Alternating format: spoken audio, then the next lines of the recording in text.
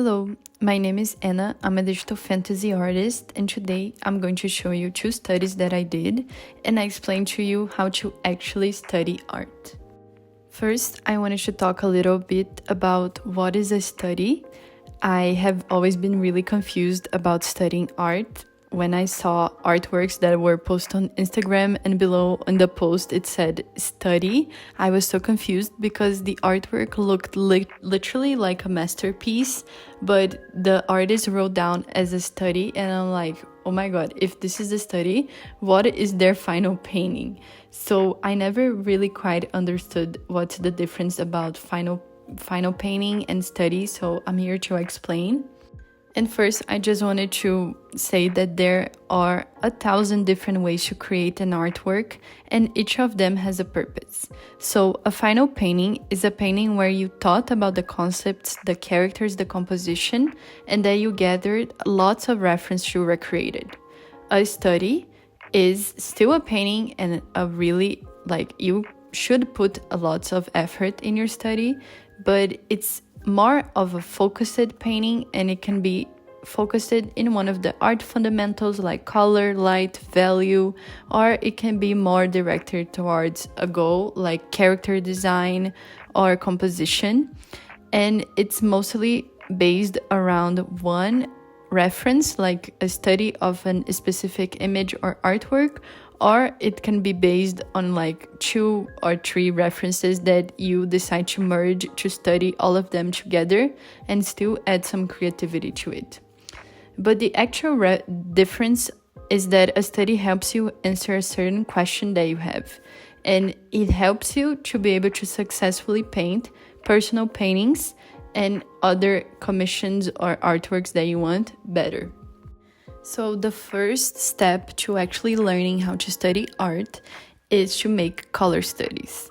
And I just wanted to say that if you are a beginner at art, you should start with color studies if you already have a good base of sketching and a little bit of painting. Like if you are a complete beginner, you should start learning how to paint in digital art form. But if you are already a bit advanced, you should start with color studies. When I say color studies, I feel like lots of people just think about, so I'm just going to go in Pinterest and start painting any single picture that I see. And most of the times it's a really pretty girl. Like, for example, Sam does art. He always paints lots of pretty girls and he uses Pinterest as his reference. But this is not the best method if you are a beginner, because you won't be able to break the elements of the photo down into smaller goals and start from there. So if you are a beginner, you're not just going to be able to paint a picture with a girl and a buzz and background and plants and flowers. There's too much things to learn. So you need to make and take simpler pictures to try to study them before going into a full image. And of course, you won't learn magically how to paint a girl, a background, and a full scenario out of nowhere just because you painted one single Pinterest image. And sometimes people think that you should just make lots of color studies of random Pinterest images, and you're going to get good at art.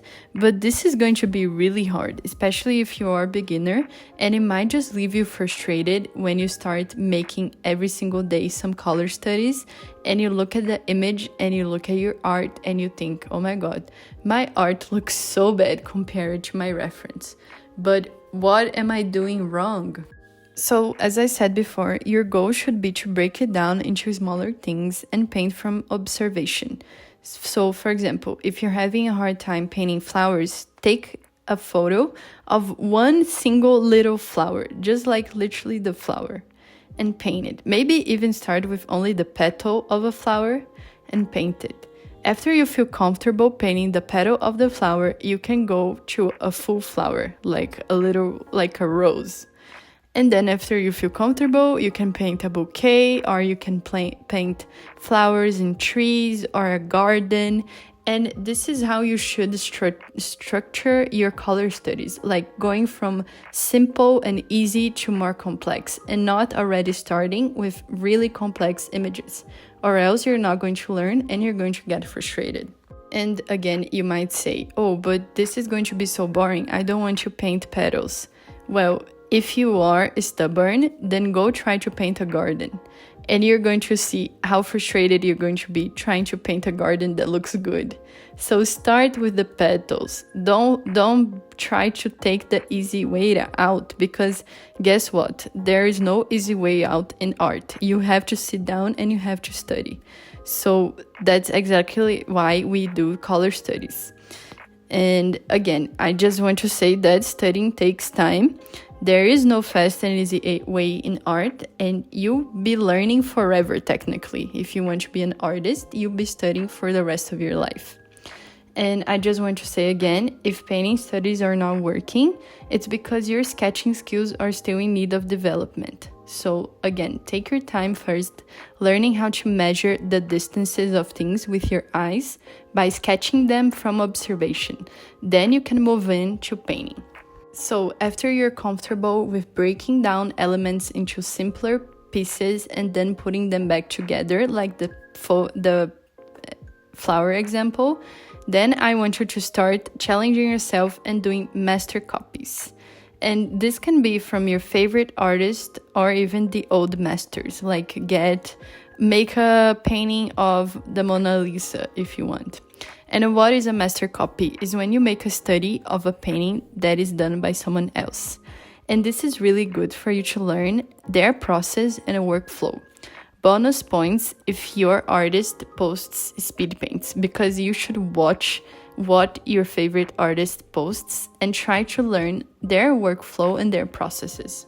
Again, I'm not trying to say that you need to, pay someone's Patreon to be good at art. You don't need to do that. But it's important for you to understand the different workflows that different types of artists take, and for you to learn which one is the best for you. And this is really important with studying art, because there are so many ways that you can recreate an image and paint an idea. So when you learn from other people who are already doing some type of art that you like, it's easier for you to make your own process and your own workflow. So copying other artists help you learn how they solve solutions and let you get inspired with so many styles. Just remember to not post these master studies and say that they are yours. You painted them, but you didn't come up with the idea. And if you do post your master copies, ask the artist for permission or write down who you base it from. And always give them credit, especially if they are still alive and it's not like a painting from someone who already died. A good way to do that without getting problems with copying artists is to participate in Draw This in Your Style challenges over at Instagram. These challenges were more famous before, but they are still ongoing in Instagram. And if you aren't a Instagram hater after all this Kara and AI, you can still have a chance to do some Draw This in Your Style challenges there.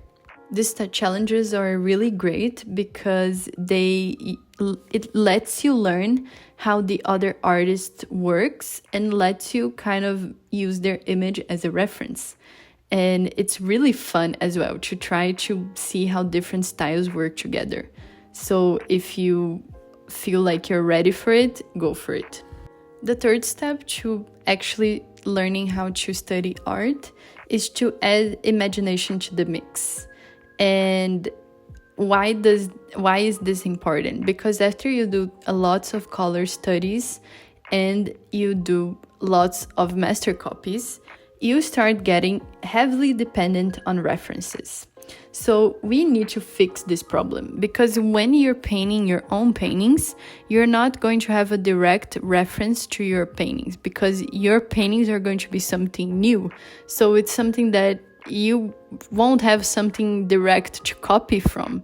You're going to come up with it in your own head. Even if you have references, it's going to be from your own idea. So you need to learn how to paint from imagination.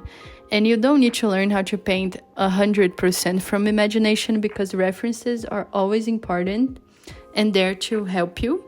But it's important for you to know how things look more without depending heavily on having every single thing in the right angle at the right time. So to start painting from imagination, you're going to start dividing your study time. And I like to divide it like this: 1 hour from reference, 1 hour from like half ref and half imagination. So for example, this hour of studying, you're going to look at the reference and then you're going to close the reference and just paint whatever you remembered from the reference, even if it looks really bad. And then after 10 minutes, look at the reference again and then close whatever you're using for the reference and paint only from your head again. So this is a really great way to kind of slowly train your brain to paint from imagination without just coming up with everything on your own. And here it's really important that you use the same subject, because then you can really develop a deeper understanding of the subject. So you can't just expect yourself to know how to paint a whole environment from imagination out of the blue. Like, it's important for you to learn how to do this technique of slowly turning things into imagination, but be easy on yourself and focus on one subject. For example, I want to know how to render an eye without having to look at a reference. So I'm going to try to paint eyes from imagination with little references every single day until I could get better at it, without expecting myself to learn how to paint a whole face from imagination without even practicing the specific elements. It's all about breaking down a huge and complicated thing into small things. Another cool way of adding imagination to the mix is to mix a reference with imagination. So if you're making a color study, challenge yourself to add a subject that it's not in the color study.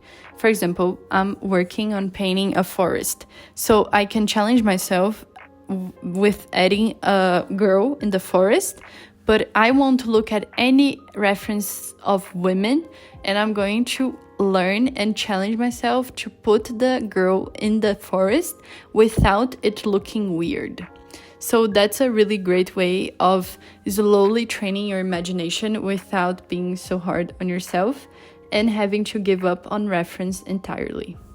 And now the final phase of learning from how to study art, after you've done lots of color studies and you are more comfortable with painting from imagination, I want you to start to finally attempt a personal painting. And personal paintings, you're going to basically have an idea, sketch down, find references, and just start painting on your own, and sometimes looking at the references and sometimes not. But it's important that the idea comes from you and it's something that is personal to you or something that you like, without having so much rules around what you can and cannot paint.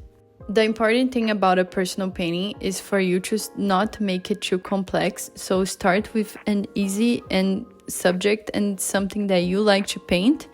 And it's always important for you to finish your personal paintings, because sometimes they're going to be really hard and you're going to add so many elements to it. But it's important to finish them so you can look at them and think about your mistakes, write your mistakes down, and then go back to studying whatever you feel like didn't look good on your personal pieces, because they are a clear indicator of what you're studying less and what you need to study more. And again, the idea of a personal painting is for you to not heavily reference only one image. You need to find at least around 10 images of references, and you should try to use aspects of every single reference. And it's too easy to just copy a picture, and that's not going to be a personal painting. That's just going to be a study. So try to challenge yourself on creating something new that's your own. And don't rely on the references. Let your imagination and creativity flow. That's the fun thing about art. Like, have fun with your personal paintings. Just don't think about studying at all. Just do what comes naturally to you and what's in your heart. And that's it, done. And then you should rinse and repeat for the rest of your life. We never really stop studying as artists, and please don't be afraid of making personal work.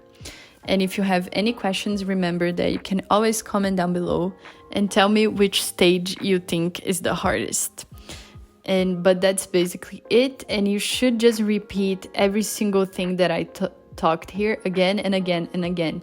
Go back to color studies and reference one image heavily on things that you think you can't paint, and then try to copy other artists painting the same subject, and then try to paint it from your imagination, and then finally add it to a personal painting. That's basically how you study and paint anything. That's basically it. The final image here is a study that I did trying to combine a character with a master study, and I think it looks really good. It's a good example of how to add your imagination to your studies, and I really hope you liked my video. Please give a like and subscribe. I post one video every single Saturday every week. And reminder that my commissions are open. My price range is $90 to $160.